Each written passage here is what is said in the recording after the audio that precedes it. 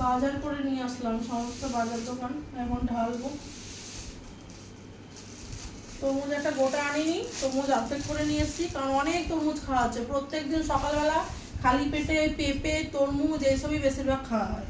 আর এখন এত ধনেপাতা সস্তা, দেখো এক বোঝা ধনেপাতা দিয়েছে 10 টাকায়। আর এখানে আছে বেগুন নিয়ে এসেছি, সমস্ত কিছু নিয়ে এসেছি, আমি একেবারে ঢেলে দিচ্ছি। অনেক সবজি আছে এখানে।